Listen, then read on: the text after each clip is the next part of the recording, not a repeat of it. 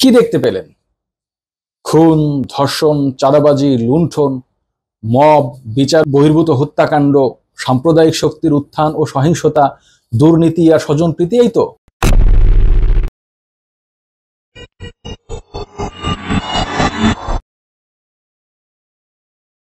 আসসালামু আলাইকুম মুহতারাম ভাই, দোস্ত, বুজুর্গ। বর্তমান বাংলাদেশের অবস্থা দৃষ্টে বলতে ইচ্ছে করছে, বাংলার আকাশে আজ দুর্যোগের ঘনঘটা, কে দেবে আশা, কে দেবে ভরসা, এরকম আর কি।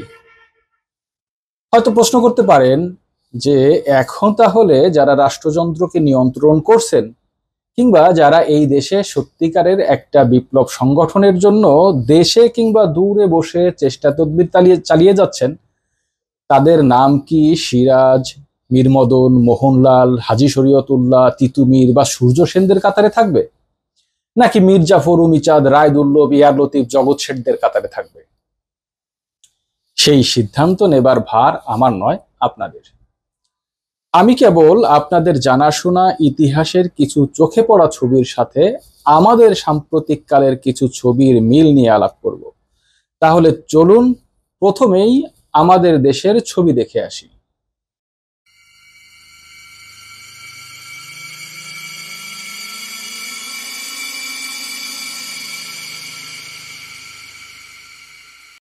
প্রতি মাসেই খুনের ঘটনা বেড়েছে। কেন নিয়ন্ত্রণ করতে পারছে না সরকার? গত 14 আগস্ট বিবিসি নিউজ এই শিরোনামে একটি সংবাদ করেছে, যার কয়েকটি সাবটাইটেলও আপনারা দেখতে পাবেন। সেখানে পুলিশ সদর দপ্তরের আইন শৃঙ্খলার যে পরিসংখ্যান তা তুলে ধরে বলা হয়েছে, চলতি বছরের জানুয়ারি থেকে জুন পর্যন্ত সারা দেশে 1930 জন খুন হয়েছেন। আমি আবার বলি, 1930 জন খুন হয়েছেন, এবং এর মধ্যে শুধু জুন মাসে দেশে সর্বোচ্চ 343 জন খুন হয়েছেন। এই পরিসংখ্যান বিশ্লেষণ করলে দেখা যায় চলতি বছরের প্রথম 6 মাসে প্রতি মাসে খুনের সংখ্যা ক্রমাগত বেড়েছে। এছাড়া এ সময়কালে সারা দেশে ডাকাতির ঘটনা ঘটেছে 366টি, আর নারী ও শিশু নির্যাতনের ঘটনা ঘটেছে 11,008টি। চমকে যাবার মতো ঘটনা নয় কি? কি দেখতে পেলেন? খুন, ধর্ষণ, চাঁদাবাজি, লুণ্ঠন, মব, বিচার বহির্ভূত হত্যাকাণ্ড, সাম্প্রদায়িক শক্তির উত্থান ও সহিংসতা, দুর্নীতি আর স্বজনপ্রীতি, এই তো। এর সাথে আরো যোগ করুন ভঙ্গুর শাসন ব্যবস্থা, অস্থিরতা ও বিশৃঙ্খলা, আইন শৃঙ্খলা ভেঙে পড়া, শাসন ব্যবস্থা দুর্বল হয়ে পড়া, অরাজকতা ও বিশৃঙ্খলা, অপরাধ বৃদ্ধি পাওয়া, নেতৃত্বে অস্থিরতা ও শূন্যতা, গৃহযুদ্ধ বা একটা যুদ্ধ পরিস্থিতি তৈরি হওয়া। এসবই একটা দেশের অ্যানার্কিজমের খণ্ডচিত্র। নৈরাজ্যবাদ আসলে কি, কাকে বলে? মূলত এটা বিস্তর আলোচনার বিষয়। এখানে একাডেমিক আলোচনা করতে গেলে সেটা আর আমাদের টিকটক কথন থাকবে না, বরং বিরস একটা রাষ্ট্রবিজ্ঞানের ক্লাস হয়ে উঠবে। সুতরাং সহজ কথায় নৈরাজ্যবাদ বা অ্যানার্কিজম হলো একটি রাজনৈতিক দর্শন বা মতবাদ, যেখানে অ্যানার্কিস্টরা প্রথমেই রাষ্ট্রের বিদ্যমান শাসন ব্যবস্থাকে চ্যালেঞ্জ করে, রাষ্ট্রীয় প্রতিষ্ঠানাদি, আইন, বিচার, প্রতিষ্ঠিত রাজনৈতিক দল, সংগঠন এগুলো ভেঙে ফেলে। মুদ্রা কথা, একটা গৃহযুদ্ধের অবতারণা করে। তারা বিশ্বাস করে সমাজের শান্তি, সমৃদ্ধি ও সমতার জন্য স্বশাসন প্রয়োজন। আর স্বশাসন বলতে আসলে কেন্দ্রীয় কর্তৃত্ব বা শাসন ব্যবস্থায় তারা চায় ক্ষুদ্র ক্ষুদ্র গোষ্ঠী বা স্বেচ্ছাসেবী সংগঠন বা যেমন চলছে এনজিওর নেতৃত্ব কায়েম করা। খেয়াল করুন, এর সবগুলোই আমাদের দেশে এরই মধ্যে ঘটে গেছে। নৈরাজ্যবাদের ইতিহাস। কেন আমি নৈরাজ্যবাদ বলছি? বিশ্ব ইতিহাসের দুইটি উদাহরণ সামনে এনে ব্যাপারটি আলোচনা করা যেতে পারে।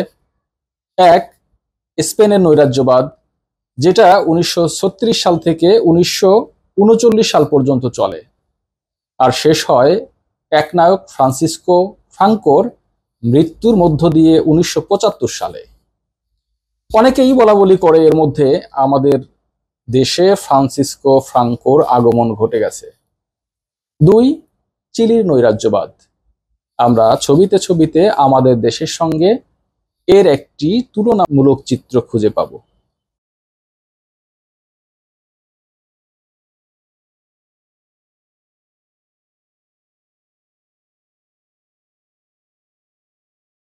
তাহলে এখান থেকে উত্তরণের পথ কি?